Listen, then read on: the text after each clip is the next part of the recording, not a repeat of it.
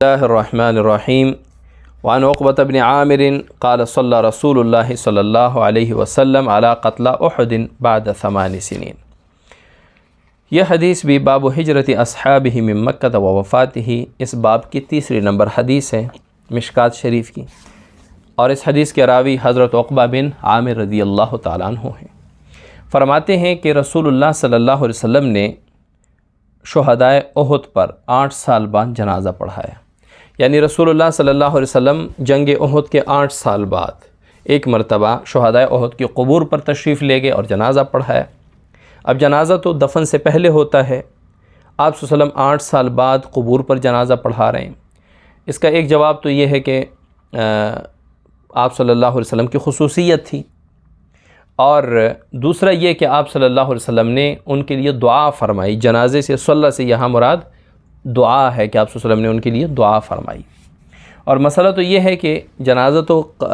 دفن سے پہلے ہوتا ہے، اگر خدا نخواستہ کوئی میت جنازہ پڑھائے بغیر دفن کیا جائے تو فقہاء نے لکھا ہے کہ 3 دن کے اندر اندر اس کی قبر پہ جنازہ پڑھا سکتے ہیں، کیونکہ 3 دن کے بعد اکثر فقہاء کا قول ہے کہ جسم گلنا سڑنا شروع ہو جاتا ہے، اس کے بعد جنازہ نہیں ہوتا۔ تو یہ آپ صلی اللہ علیہ وسلم کی خصوصیت تھی کہ آپ صلی اللہ علیہ وسلم نے شہدائے احد پر 8 سال بعد جنازہ پڑھایا، یا آپ صلی اللہ علیہ وسلم نے ان کے لیے دعا فرمائی۔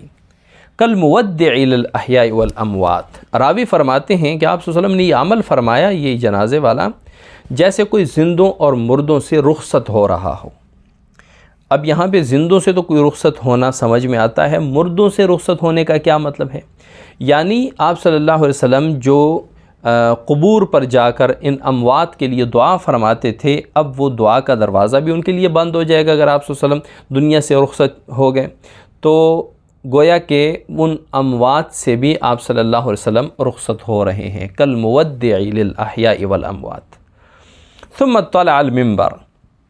جب آپ صلی اللہ علیہ وسلم نے دعا یا جنازہ پڑھایا اور اس کے بعد آپ صلی اللہ علیہ وسلم منبر پر تشریف لائے، فقال، اور فرمایا، انی بین ایدیکم فرط، انی بین ایدیکم فرط، میں آپ کے لیے میر کارواں ہوں۔ میر کارواں یا میر قافلہ جب سفر پہ جاتے ہیں تو ایک بندہ جو پہلے جا کر وہاں پہ انتظامات دیکھتا ہے، رہنے کے لیے، پڑاؤ کے لیے، پانی کا انتظام، سارے انتظامات جو دیکھتا ہے اس کو میر کارواں کہتے ہیں، اور عربی میں اس کو فرط کہتے ہیں۔ تو آپ صلی اللہ علیہ وسلم نے فرمایا کہ میں آپ کے لیے فرط ہوں، یعنی قیامت کی، آخرت کی جو منزل ہے اس کے انتظامات کو دیکھنے کے لیے میں آپ سے پہلے جا رہا ہوں۔ وَأَنَا عَلَيْكُمْ شہید، اور میں تم پر گواہ رہوں گا۔ گواہ مطلب یا تو آپ کے ایمان پر گواہ رہوں گا، گواہی دوں گا، یا آپ کے اعمال پر گواہی دوں گا، یا جو اللہ تعالیٰ اس امت محمدیہ کو دوسرے پر گواہ بنائیں گے اور وہ امت اعتراض کرے گی کہ یہ امت تو اس وقت تھی بھی نہیں، تو آپ صلی اللہ علیہ وسلم کو اپنی اس امت پر گواہ بنائیں گے کہ یہ امت سچ کہہ رہی ہے۔ وَإِنَّ مَوْعِدَكُمُ الْحَوْض، اور آپ سے وعدے کی جو جگہ ہے، آپ سے ملاقات کے وعدے کی جو جگہ، وہ حوض ہے، یعنی حوض کوثر، جس کا ذکر سورہ کوثر میں آیا ہے۔ وَإِنِّي لَأَنظُرُ إِلَيْهِ وَأَنَا مِن مَّقَامِ هَذَا، اور آپ صلی اللہ علیہ وسلم نے فرمایا کہ میں یہاں سے اس حوض کوثر کو دیکھ رہا ہوں، یعنی اللہ تعالیٰ نے اس وقت آپ صلی اللہ علیہ وسلم کو منبر پر بیٹھے بیٹھے آپ صلی اللہ علیہ وسلم کو حوض کوثر دکھا دیا، درمیان کے پردے سارے ختم کر دیے۔ وَإِنِّي قَدْ أُعْطِيتُ مَفَاتِيحَ خَزَائِنِ الْأَرْضِ، اور آپ صلی اللہ علیہ وسلم فرماتے ہیں کہ مجھے زمین کے خزانوں کی چابیاں دے دی گئیں۔ اس سے مراد جو آپ صلی اللہ علیہ وسلم کے امت کے مجاہدین جو دنیا میں جہاد کریں گے کفار کے ساتھ اور مال غنیمت حاصل کریں گے اور زمینیں ان کے پاس آئیں گی، تو وہ اللہ کے خزانے ہیں، وہ مسلمانوں کے پاس آ جائیں گے۔ وَإِنِّي لَسْتُ أَخْشَىٰ عَلَيْكُمْ أَن تُشْرِكُوا بَعْدِي، اس میں آپ صلی اللہ علیہ وسلم فرماتے ہیں کہ مجھے یہ خوف نہیں ہے کہ آپ میرے بعد شرک میں مبتلا ہو جائیں گے، مشرک ہو جائیں گے، شرک کی طرف واپس لوٹ جائیں گے، یعنی بحیثیت مجموعی آپ شرک کی طرف نہیں جائیں گے۔ وَلَكِنِّي أَخْشَىٰ عَلَيْكُمُ الدُّنْيَا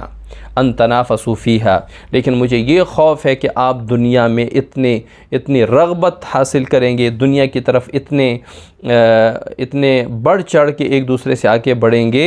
وَزَادَ بَعْضُهُمْ اور بعض نے یہ اضافہ کیا فتقتتلوا، یعنی دنیا میں آپ ایک دوسرے سے مقابلہ کریں گے دنیا کے حصول میں، اور پھر قتل و قتال کریں گے، آپس میں لڑیں گے، ایک دوسرے کو قتل کریں گے دنیا کے لیے۔ فَتَهْلِكُ كَمَا هَلَكَ مَنْ كَانَ قَبْلَكُمْ، پھر آپ ہلاک کر دیے جاؤ گے جس طرح پہلے لوگ ہلاک کر دیے گئے۔